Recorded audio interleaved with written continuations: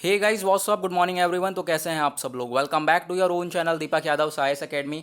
Welcome to daily IAS exam dose. तो आज है तारीख 6 अक्टूबर 2020। आज की तारीख से जितने भी इंपॉर्टेंट करंट अफेयर्स बनेंगे जो कि आपके यूपीएससी के एग्जाम के पॉइंट ऑफ व्यू से इंपॉर्टेंट होंगे, यानी कि आईएएस आईपीएस के एग्जाम के पॉइंट ऑफ व्यू से इंपॉर्टेंट होंगे, उन सबको हम डिस्कस करेंगे। तो ये जो सीरीज है ये डेली अपलोड करते हैं हम लोग, और इसमें आप लोगों को बहुत कुछ जानने को मिलेगा। एंड तक देखना, तभी आपको इस वीडियो की जो है इंपॉर्टेंस पता चलेगी। साथ ही साथ आपको यहाँ पे ये भी चीज मिलेगी, जो भी करंट अफेयर्स होंगे आप किस तरीके से उसे सिलेबस से, यूपीएससी के सिलेबस से लिंक कर सकते हो। ये सारी चीजें आप लोगों को यहाँ पर जानने को मिलने वाली है। ओके, ये जो वीडियो है, ये सीरीज जो है सबसे पहली बार यूट्यूब प्लेटफॉर्म पर लेकर आया हूं मैं। और आपको अगर इस लेक्चर की पीडीएफ चाहिए, जो कि सभी लोगों को चाहिए होती है, तो नीचे डिस्क्रिप्शन बॉक्स में आप लोगों को टेलीग्राम का लिंक मिलेगा। उस लिंक को क्लिक करो, जाकर चैनल ज्वाइन कर लो। ओके, वहां पर आपको डेली पीडीएफ मिल जाती है। साथ ही साथ आपने अभी तक चैनल को सब्सक्राइब नहीं किया तो सब्सक्राइब भी कर देना। नीचे रेड कलर का बटन आ रहा होगा और बेल आइकन जरूर प्रेस कर देना, ताकि आपके पास वीडियो की नोटिफिकेशन जो है वो डेली टाइम टू टाइम आती रहे, क्योंकि हम लोग वीडियोस को डेली अपलोड करते रहते हैं।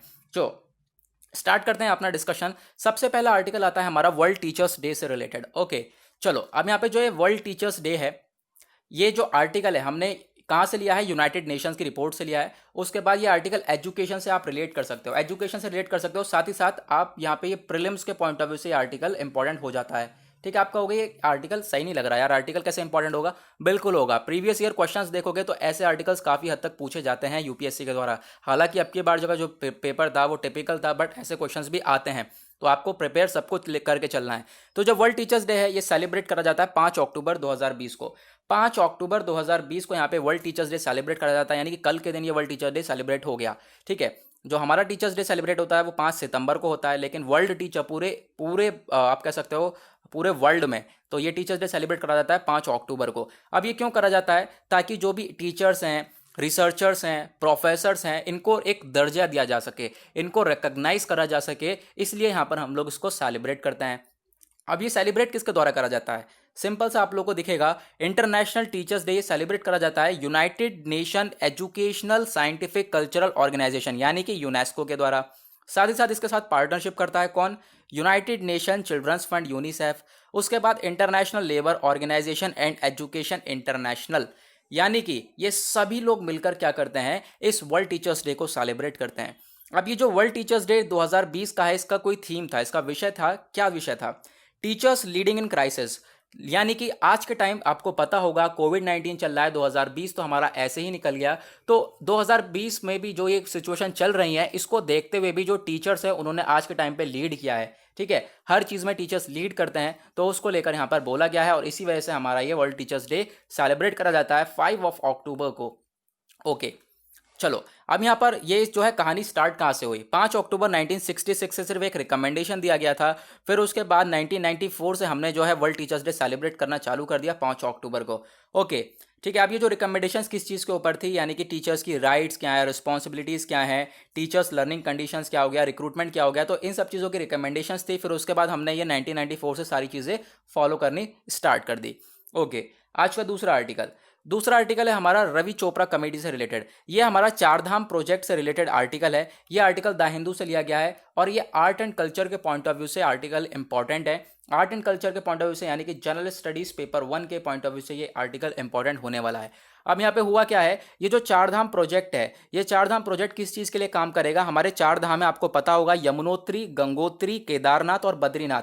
इन चारों जगह को रोड के थ्रू कनेक्ट करना, एक सड़क के थ्रू कनेक्ट करना, तो उसके लिए यहाँ पर हमने बोला है इसे चार धाम रोड प्रोजेक्ट। तो ये रोड के ऊपर काम चल रहा है। ये रोड 900 किलोमीटर्स की है, साथ ही साथ 12,000 करोड़ रुपए इसके रोड के ऊपर लगाए जा रहे हैं। ओके, तो अब बात क्यों आ रही है यहाँ पर, बात क्या है कि जो भी हमारा ये प्रोजेक्ट है वो उसने यहाँ सुप्रीम कोर्ट ये बोल रहा है कि सुप्रीम कोर्ट के कुछ ऑर्डर्स थे, लेकिन यहाँ पर जो हमारा चार धाम प्रोजेक्ट है, ठीक है, चार धाम प्रोजेक्ट है, इसने इस ऑर्डर्स को वायलेट कर दिया है, इस ऑर्डर्स का हनन कर दिया है। तो यहाँ पर इसके ऊपर बात करी गई, इसी वजह से हमारा ये न्यूज़ में है। लेकिन अब यहाँ पे यूपीएससी आप लोगों से पूछ सकता है चार धाम प्रोजेक्ट के बारे में, तो ये एक इंपॉर्टेंट टॉपिक है हमारे लिए, काफ़ी ज़्यादा अब की बार ये न्यूज़ में भी है।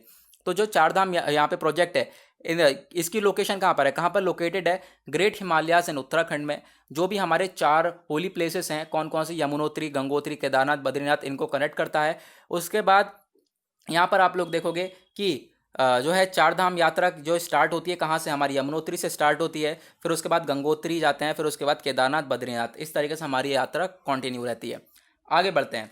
नेक्स्ट आर्टिकल आज का हमारा थर्ड आर्टिकल किस चीज़ के ऊपर है? इरोक्योलन के बारे में। इरोक्योलन के बारे में बात करी जा रही है। ये हमारी एक स्पीशीज़ है, एक प्रजाति है किसकी? प्लांट की।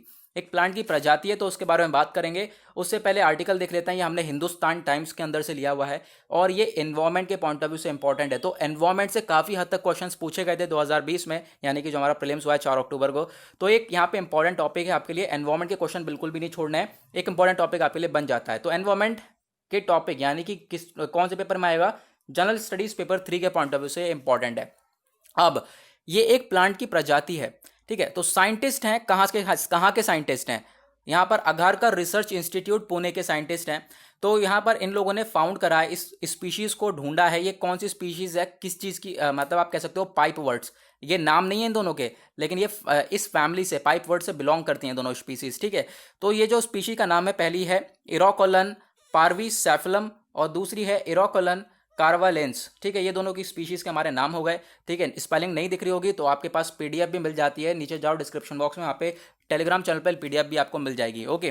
तो यहाँ पर क्या है, इन्होंने इसको डिस्कवर करा है, तो इसी वजह से ये न्यूज़ में है दोनों स्पीशीज़। तो जो ये दोनों ही स्पीशीज हैं, ये एक प्लांट ग्रुप से बिलोंग करती हैं, ठीक है। और ये जो स्पीशीज़ हैं ये दोनों प्लांट्स की, इसमें काफ़ी सारी मेडिसिनल प्रॉपर्टीज़ दिखाई दे रही हैं, यानी कि हम लोग इसे दवाइयों के तौर पे भी इस्तेमाल कर सकते हैं। इतनी अच्छी यहाँ पे ये प्लांट स्पीशीज़ हैं, ओके। उसके बाद आप देखोगे जो ये प्लांट ग्रुप है, इसे हम लोग पाइप वर्ड्स कहते हैं। जैसे मैंने अभी आपको बताया, जो ये इरोकुलन है, ये स्पीशीज़ किसी फैमिली से बिलोंग करती है, उस फैमिली को, उस ग्रुप को क्या बोलोगे? पाइप वर्ड, ठीक है।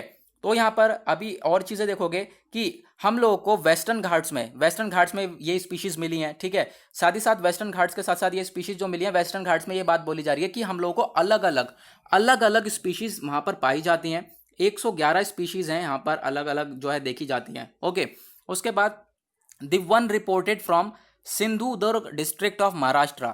सिंधुदुर्ग डिस्ट्रिक्ट ऑफ महाराष्ट्र से ये रिपोर्ट करा गया। जो ये स्पीशी है, इसका नाम जो है यहाँ कहाँ से लिया गया? सिंधुदुर्ग डिस्ट्रिक्ट ऑफ महाराष्ट्र के द्वारा यहाँ पे रिपोर्ट करा गया है, ठीक है। और उसके बाद दूसरा वाली जो स्पीशी है वो कहाँ से ली गई है? हमारी कुमता कर्नाटका से यहाँ पर इन्होंने नेम दिया है इसका, जो कि है इरोकुलन कार्वलेंस। यहाँ पर दूसरा नाम कहाँ से लिया गया है? कर्नाटका से, और पहला नाम कहाँ से लिया है? महाराष्ट्र से। तो इसको याद रखना, ओके। नाउ आज का हमारा फोर्थ आर्टिकल भी बहुत अच्छा आर्टिकल है, जिसका हमने थंबनेल बनाया और इंटरेस्टिंग थंबनेल लग रहा हो, अगर आपको एक थंबनेल जो है आज का अच्छा लगा हो तो प्लीज़ वीडियो को ज़रूर लाइक करना, क्योंकि वहाँ पर मैंने काफ़ी सोच समझ के इस थंबनेल को बनाया, टाइम लगा मुझे, लेकिन फिर भी जो है अच्छा लग रहा था थंबनेल। तो यहाँ पर बात करते हैं हम लोग शौर्य मिसाइल की, ठीक है। शौर्य मिसाइल जो कि यहाँ पर आप कह सकते हो हमारे जो है APJ अब्दुल कलाम जी हैं, ठीक है, उनके नाम पर ये शौर्य मिसाइल रखा गया है। शौर्य मिसाइल नहीं कह सकते आप, इनके नाम पे जो है के मिसाइल से बिलोंग करता है, ये K-15 के ग्रुप से बिलोंग करता है। तो जो के मिसाइल ग्रुप है ये अब्दुल कलाम जी के नाम पर यहाँ पर रखा हुआ है, ओके।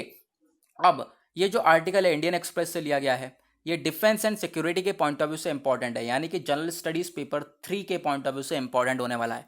एक सक्सेसफुल ट्रायल, यानी कि अभी सैटरडे को, शनिवार को हमने एक सक्सेसफुल ट्रायल दिया है, किसका? शौर्य मिसाइल का। शौर्य मिसाइल का हमने ट्रायल लिया था और वो बिल्कुल सक्सेसफुली हमारा हो चुका है। अब यहाँ पे इस मिसाइल के बारे में कुछ बातें जान लेते हैं। शौर्य मिसाइल एक लैंड बेस्ड पैरेलल है of the submarine launched K-15 missile, यानी कि जो K-15 मिसाइल है इस ग्रुप से ही यहाँ पर हम लोग कह सकते हो, आप कह सकते हैं हम लोग कि जो शौर्य मिसाइल है इस ग्रुप से ही बिलोंग करता है और इसका एक लैंड बेस्ड वर्जन है, ठीक है। इसका एक लैंड बेस्ड वर्जन है और ये जो बाल्टिक वेपन्स हैं ये के मिसाइल फैमिली से बिलोंग करते हैं। अब ये बाल्टिक वेपन्स कौन से होते हैं? बाल्टिक वेपन्स यानी कि जो इस तरीके से इसका पाथवे होता है, ऐसी मिसाइल, जो बाल्टिक मिसाइल कौन सी होती है? जो कि इस तरीके से इसका पाथ होता है, और एक होती है हमारी क्रूज मिसाइल का इस तरीके से पाथ होता है, ठीक है। ये बाल्टिक मिसाइल का पाथ होता है, ये क्रूज मिसाइल का पाथ होता है, इस तरीके से जाती है वो, याद रखना, ओके। तो अभी हम लोग बात करते हैं, ये जो इनका नाम है, ये जो मिसाइल का नाम है ये इनसे लिया गया है, इनसे इंस्पायर होकर डॉक्टर APJ अब्दुल कलाम के ऊपर यहाँ पर इसका नाम रखा गया है। और ये भी याद रखना, जो ये मिसाइल है हमारी, ये इसे सबमरीन लॉन्च मिसाइल क्यों बोला गया है? क्योंकि सबमरीन से लॉन्च करी जाती है, ठीक है, सबमरीन से लॉन्च करी जाती है। उस सबमरीन का नाम क्या है? Arihant class of nuclear submarines. तो इस सबमरीन से इस मिसाइल को हम लोग लॉन्च करते हैं, ओके। अब बात करते हैं हम लोग के फैमिली की, क्योंकि जो हमारी शौर्य मिसाइल है वो के फैमिली से बिलोंग करती है। तो के फैमिली की बात करते हैं। जो के फैमिली मिसाइल्स हैं ये सबमरीन लॉन्च बैलिस्टिक मिसाइल्स हैं, यानी कि सबमरीन के द्वारा पानी के थ्रू, पानी से जो कि हम लोग आप कह सकते हो सी के थ्रू हम लोग इस मिसाइल को छोड़ते हैं, अंडर वाटर से हम लोग क्या करते हैं इस मिसाइल को छोड़ते हैं। ओके, और ये जो सबमरीन बैलिस्टिक मिसाइल है ये हम लोगों ने खुद अपने आप इंडिजीनियसली डेवलप करा गया है। किसके द्वारा? Defence research and development organisation के द्वारा, जो कि हमारे इंडिया में डिफेंस बॉडी है और यहाँ पे जो भी डिफेंस सिस्टम है उसको देखती है। ओके, अब जो यहाँ पे ये डेवलपमेंट है इस नेवल प्लेटफॉर्म का, ये लॉन्च करना शुरू करा इसने मिसाइल, ये स्टार्ट हो गया था 1990s से। ओके, अब यहां पर हमने ये क्यों स्टार्ट किया, ये हमने सबमरीन मिसाइल क्यों स्टार्ट किया? ताकि जो इंडिया एक न्यूक्लियर ट्राइड को तय कर रहे हैं, यानी कि इंडियन न्यूक्लियर ट्राइड को, एक कैपेबिलिटी को जो है फॉलो अप कर ले। अब यहां पे ट्राइड देख रहे हो, ट्राइड का मतलब है मिसाइल को लैंड के थ्रू छोड़ना, सी के थ्रू छोड़ना और एयर के थ्रू छोड़ना। ट्राइड मतलब ये तीन थ्रू के छोड़ना। तो अभी हमारे पास क्या था, लैंड और एयर के थ्रू हम तो छोड़ लेते, बट सी के थ्रू नहीं छोड़ पाते थे। तो ये इसको, इस कैपेबिलिटी को पूरा करने के लिए हम लोगों ने क्या करा, जो है इस मिसाइल को डेवलप करा। ओके, उसके बाद यहाँ पर जो है मिसाइल, आप लोगों को इसके और कुछ भी बातें जानने को मिलेंगी कि ये जो मिसाइल्स हैं ये लॉन्च करी गई सबमरीन से। और अगर ये हम लोग इस मिसाइल को जो है, जैसे कि शौर्य मिसाइल हो गई, इसे हम सबमरीन से लॉन्च करेंगे तो ये वेट में, वजन में जो है वो हल्की होनी चाहिए। ओके, क्योंकि हम लोग पानी से लॉन्च करेंगे यार, हल्की होनी चाहिए, ठीक है, लाइटर होनी चाहिए, स्मॉलर होनी चाहिए, स्टेल्थियर होनी चाहिए, ठीक है। उसके बाद जो है, while K family are primarily submarine fired missile to be fired from India's Arihant class nuclear power platform, यानी कि कौन से सबमरीन से जो है इस मिसाइल को छोड़ा जाता है। ये जो सबमरीन मिसाइल्स होती हैं ये कौन से सबमरीन से छोड़ी जाती हैं, वो है Arihant class nuclear power platform से। ओके, जो कि हम लोगों ने खुद, इंडिया ने खुद इंडिजीनियसली डेवलप करा है, किसकी हेल्प से? डीआरडीओ की हेल्प से। ओके, आगे बढ़ते हैं। उसके बाद नेक्स्ट आर्टिकल आप लोग को यहाँ पर मिलेगा मिनी ऐप से रिलेटेड। अब यहाँ पर जो पेटीएम है, पेटीएम ने अपना मिनी ऐप को जो है लॉन्च कर दिया है। अब ये आपके लिए इंपॉर्टेंट है आर्टिकल, द हिंदू से लिया गया है। साइंस एंड टेक्नोलॉजी के पॉइंट ऑफ व्यू से इंपॉर्टेंट है भाई साहब। साइंस एंड टेक्नोलॉजी से बहुत सारे क्वेश्चंस आए थे, जो परसों प्रीलिम्स का पेपर हुआ है, ढेर सारे क्वेश्चंस पूछे थे साइंस एंड टेक्नोलॉजी से। तो आपको यहाँ पर साइंस एंड टेक्नोलॉजी को कुछ पोर्शन कुछ भी नहीं छोड़ना है। तो मैं आपको सारी चीज़ें कवर कराता रहूँगा, इसीलिए कह रहा हूँ बने रहना, क्योंकि यहाँ पे मैं पूरी तरह से कोशिश करूँगा कि आपका एक भी टॉपिक जो है वो मिस ना हो, किसी भी दिन से रिलेटेड सारी चीज़ आपके लिए प्रिपेयर करवा दी जाए। ओके, तो इसी वजह से कह रहा हूँ मेक श्योर करें कि चैनल को यहाँ पर सब्सक्राइब कर लें, ताकि आपके पास जो वीडियो है वो डेली आती रहे। तो जो मिनी ऐप्स है ये हमारे पेटीएम ने लॉन्च करा है। अब यहाँ पर बात करी जा रही है मिनी ऐप्स होते कौन से हैं। ये कस्टम बिल्ड मोबाइल वेबसाइट है, ये ऐप नहीं है। जैसे कि ऐप होता है फोन में, एक एप्लीकेशन होती है, वो एप्लीकेशन नहीं है, ये एक वेबसाइट टाइप में है, ठीक है। इसे क्या होगा, हम लोग डाउनलोड नहीं कर पाएंगे, लेकिन फिर भी हम लोग इसे यूज़ कर सकते हैं। एक जावास्क्रिप्ट टेक्नोलॉजीज़ के थ्रू इसको बिल्ड करा जा सकता है। ओके, करा गया है। तो ये याद रखना, ये एक ऐप उस तरीके का ऐप नहीं है जो कि आप डाउनलोड करते हो फ़ोन में, ये चीज़ याद रखना, ठीक है। ये एक वेबसाइट है जिसको हम लोगों ने मिनी ऐप बोला है। उसके बाद नेक्स्ट आर्टिकल पे आते हैं।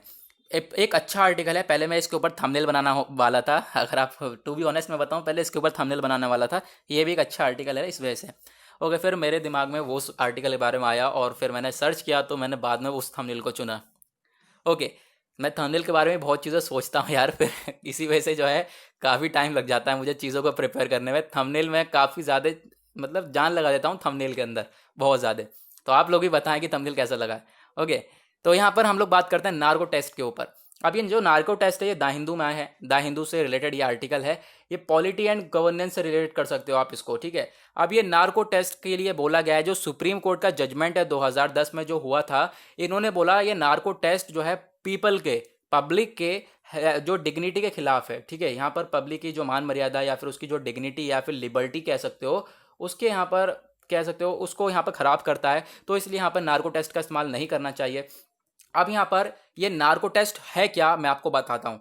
सबसे पहले इसको देखो, ठीक है। नार्को टेस्ट ये होता है कि मान लो एक पर्सन है, किसी चीज़ के ऊपर ये झूठ बोल रहा है, तो आपको ने पिक्चर्स वगैरह में देखा होगा कि उसके ऊपर मशीन लगा दी जाएगी, दिमाग में वायर वगैरह ये सब ऐसे करके जोड़ दिया जाएगा, ठीक है, एक मशीन से कनेक्ट करा जाएगा। फिर क्या होगा, वो सच बोलने लगेगा। क्यों? क्योंकि वो एक हिप्नोस्टिक स्टेट में चला जाएगा, यानी कि एक आप कह सकते हो नशे की स्टेज में है, कि अब या वो नशे में है, जो भी बोलता है वो यहाँ पर सच ही सच बोलेगा। आपने कहावत भी सुनी होगी कि जो क्या होता है, पिया हुआ इंसान होता है, नशे में होता है, वो सच बोलता है। तो ऐसे ही कुछ रिलेट कर लो।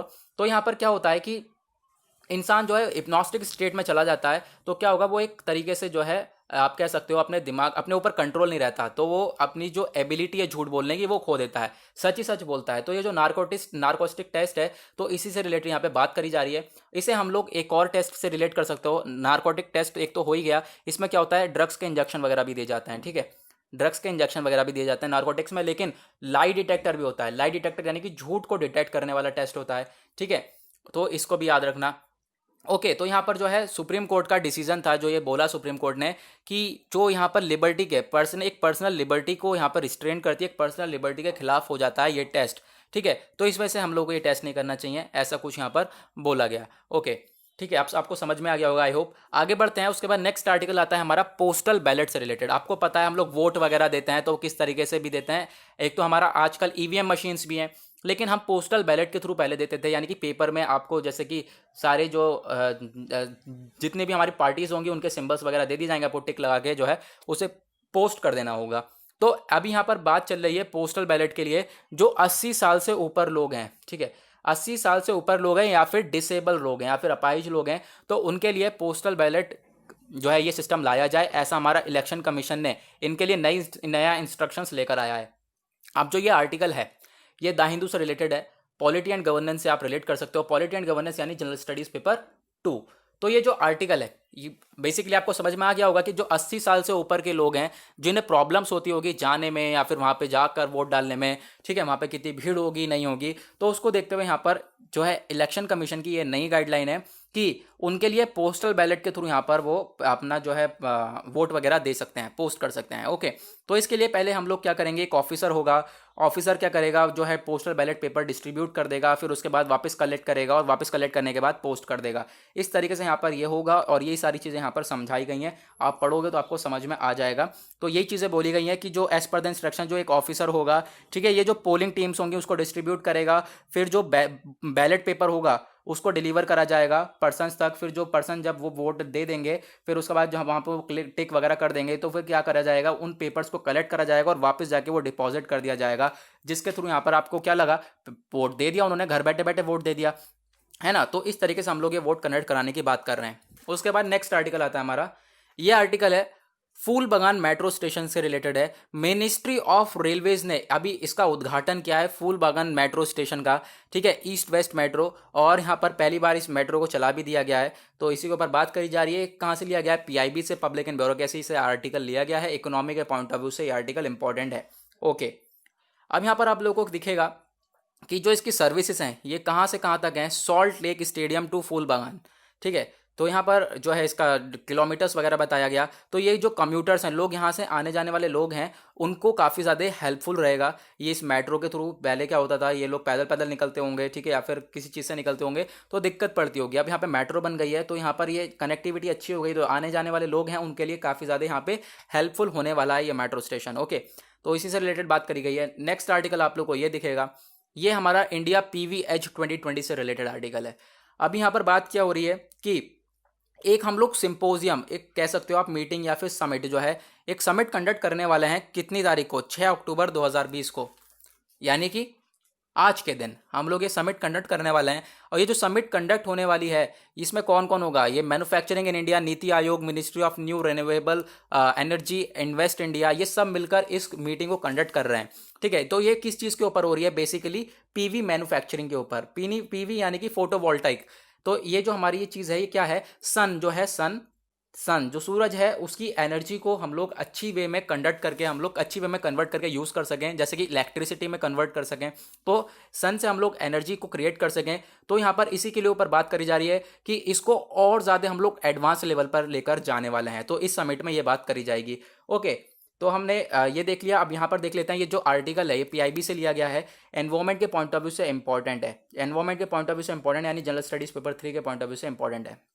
आगे बढ़ते हैं, इसके बारे में जान ले। तो इंडिया जो है वो 3rd largest solar capacity country है पूरे वर्ल्ड में, जिसका अभी यहाँ पे एम्बिशियस है कि 2030 तक वो 450 गीगावाट की रिन्यूएबल कैपेसिटी रखेगा, ठीक है। ये सारी चीज़ें अभी 2030 तक यहाँ पे इसका अपना एम्बिशन बना रखा है। अब यहाँ पर हम लोग बात करने वाले हैं किस चीज़ की, हम लोग बात करने वाले हैं कटिंग एज की, गीगा स्केल सोलर मैन्युफैक्चरिंग की।